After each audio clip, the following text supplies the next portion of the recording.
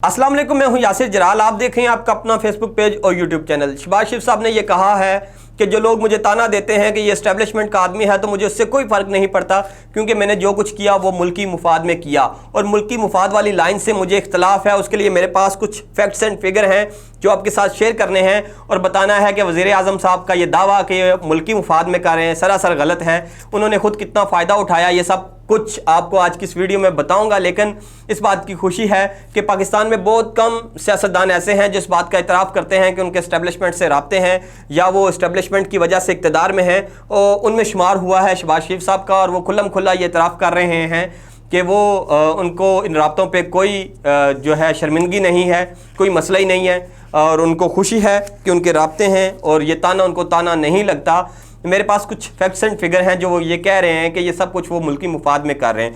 ज़रा देखें कि मुल्की मुफाद में उन्होंने क्या क्या कुछ किया। इस्टेब्लिशमेंट के साथ मिलकर ज़ियाउल हक के दौरे हुकूमत में सियासत में इन भाइयों की एंट्री होती है।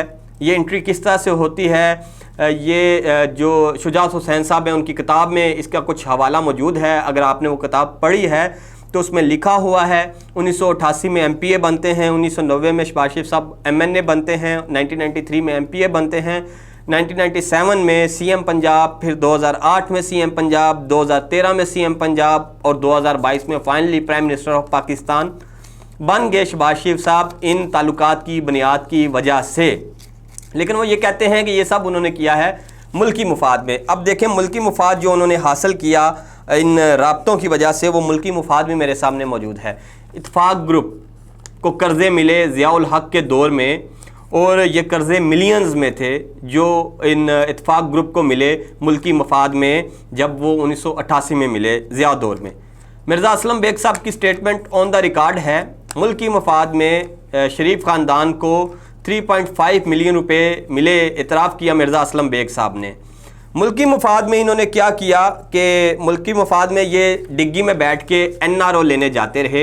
एजाज़ उल हक साहब जनरल ज़िया साहब के बेटे हैं, वो ये बताते हैं कि मुल्की मुफाद में शहबाज शरीफ साहब कार की डिग्गी में बैठ के जाते थे GHQ, और वहाँ पे NRO मांगते थे। बड़ी मुश्किल से मिला। NRO कैसे मिला? मुल्की मुफाद में पिछले 15 महीनों में तमाम केसेस ख़त्म हो गए इन ताल्लुकात की बुनियाद पर, और FIA की मनी लॉन्ड्रिंग की इंक्वायरियाँ, नैब के केसेस, रमज़ान शुगर मिल सब गया, सब फारग हो गया, सब में बाइज़्ज़त बरी हो गए मुल्की मुफाद में।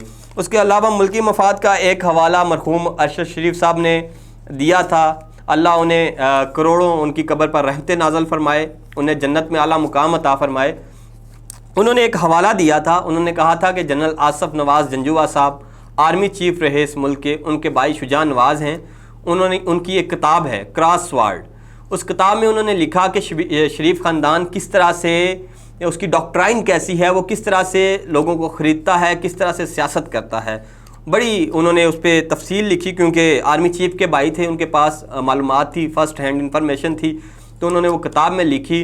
उन्होंने कहा कि शरीफ ख़ानदान मुख्तसर अगर उसका मैं मफ़हूम बयान करूँ तो वो कुछ यूँ है कि ये ख़ानदान खाता है तो लगाता भी है, खिलाता भी है, और बिजनेसमैन ख़ानदान था, गिव एंड टेक पे यकीन रखते हैं। तो तमाम बड़े ओहदों पे जो लोग होते हैं उनको वो ख़रीद लेते हैं, और उनको ख़रीदने की एक एग्जांपल भी दी, बल्कि 2 एग्जांपल्स दी।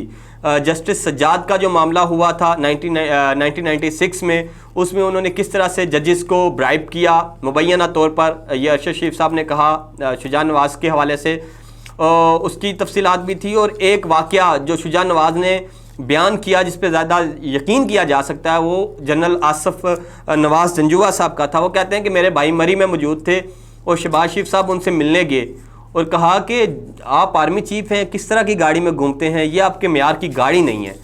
तो उन्होंने BMW कार की चाबियाँ दी आर्मी चीफ़, उस वक्त के आर्मी चीफ़ जनरल आसिफ नवाज़ जंजुआ साहब को, जिन चाबियों को लेने से जंजुआ साहब ने इनकार कर दिया। और जंजुआ साहब ने बाद में अपने भाई को बताया कि मुझे बाद में पता चला कि मेरे नीचे जितने भी अफसरान हैं उन सबको BMW गाड़ियाँ दी गई हैं, और उन्होंने वो गाड़ियाँ रिसीव भी कर ली हैं। उसके अलावा उन्होंने ये कहा कि ये शरीफ ख़ानदान क्या करता है कि तमाम बड़े ओहदों पर, जो मेन ओहदों पर लोग बैठे होते हैं, उन्हें किसी ना किसी तरह से ब्राइब कर देता है और फिर उनसे फ़ायदे उठाए जाते हैं। ये है शरीफ ख़ानदान की डॉक्ट्राइन। खैर, ये फ़ायदे जैसे भी उठाते हैं, वो जो शरीफ डॉक्ट्राइन है वो जैसी भी है, लेकिन शहबाज शरीफ साहब का ये बयान کہ میں نے جو کچھ کیا ملکی مفاد میں کیا، ملکی مفاد میں انہوں نے جو کچھ کیا وہ میں نے آپ کو بتا دیا، کس طرح سے انہوں نے پیسہ بنایا ملکی مفاد میں ان تعلقات کی بنیاد پر، یہ سب کچھ آپ کے سامنے ہے۔